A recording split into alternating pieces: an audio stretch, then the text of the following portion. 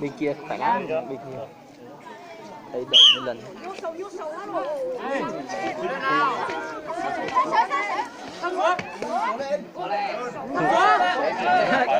Phán khẩu tài cho bạn non cố lên, bạn non cố lên, bạn non cố lên, bạn non cố lên, thoát xuống đây chưa, bạn non cố lên.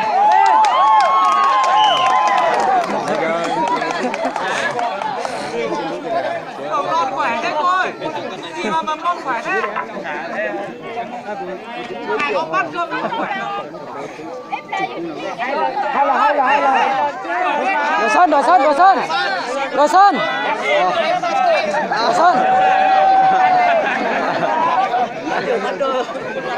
Anh cứ cho nghỉ thoải mái đây, nghỉ bây giờ có dịch sẵn nên đơn giản lắm. Nghỉ thoải mái đây, nghỉ 3 phút mà.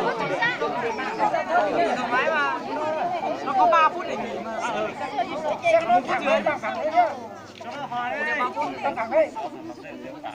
là như muốn nói ấy. Trường mày chấp thôi. Đúng rồi.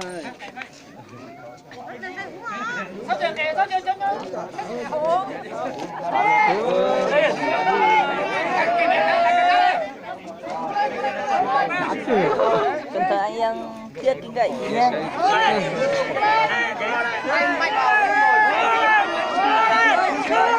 Ngồi xuống.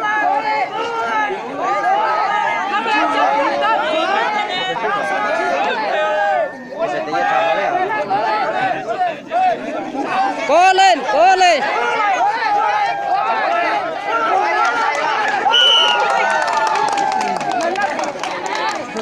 Ôi thằng mầm non. Trẻ con.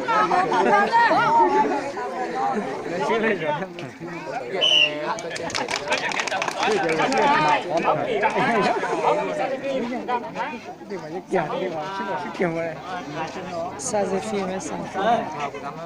Sai. Cho mình ra đi. Ôi, nó chuyện khác này. Cái nó cứ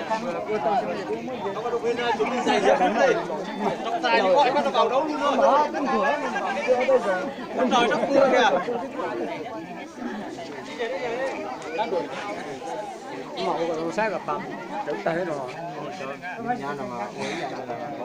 Tăng giờ bây giờ cứ trên 60 cân kia đẩy nó khỏi nhau một đẩy một lúc thì gáy luôn.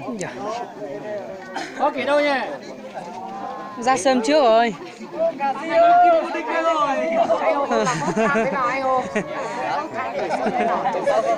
Về gì mà chẳng từ sớm. Không cần đâu.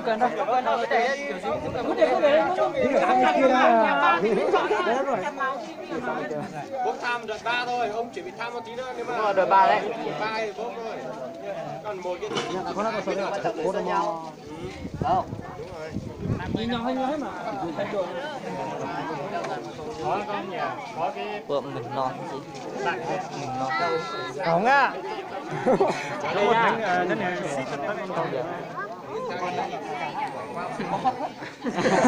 Nó tin tôi chơi Giêsu. Đây lúc gì được cái lấy nhật khẩu rồi chứ. Tôi đây lúa như anh thấy rồi. Tôi là phải tăng luôn đó. Tờ lì vậy. À.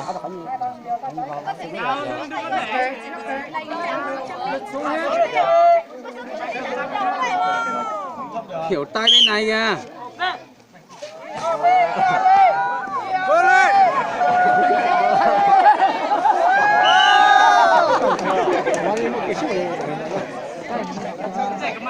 Tôi chỉ đùa ra. Thôi tại đâu, tại sức khỏe đấy. Làm gió này, Đây.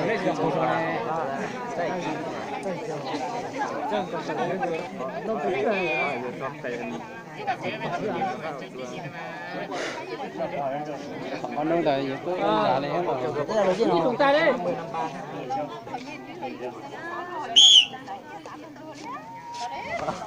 Ôi, chỉ một tiếng rồi tự phá ơi. Gì cho gầy luôn.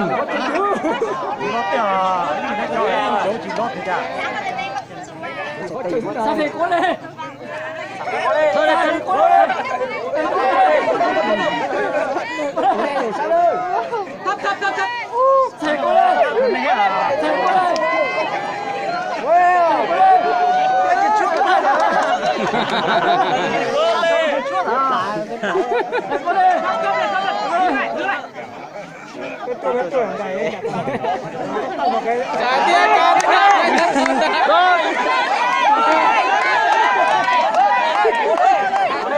Em này đấu lúc nào cũng vui nhỉ.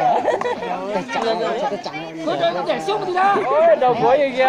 Không sao đâu, không phải không kính cậy không chạm thì không sao đâu. Trọng tài xong giờ quá 3 phút là đấy vậy. Thắt xuống vào trong, thắt xuống.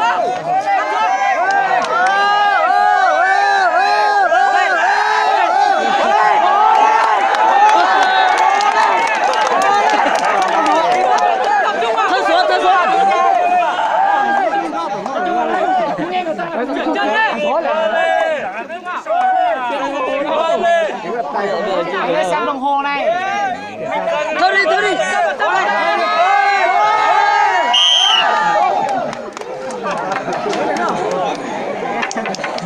Làm này chỉ biết làm sai là. Nó là đi làm cái đó đấy. Chào cả thôi.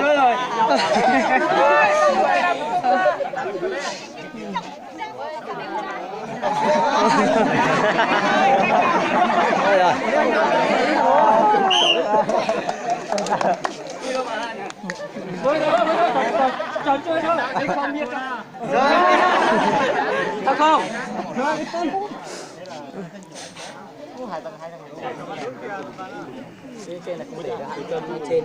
Không đẩy được đâu, đấy. Săn cái rồi.我做你说那个不把也咬出来，那个做你烂烂了啊。咬吃手咬了咬多哎。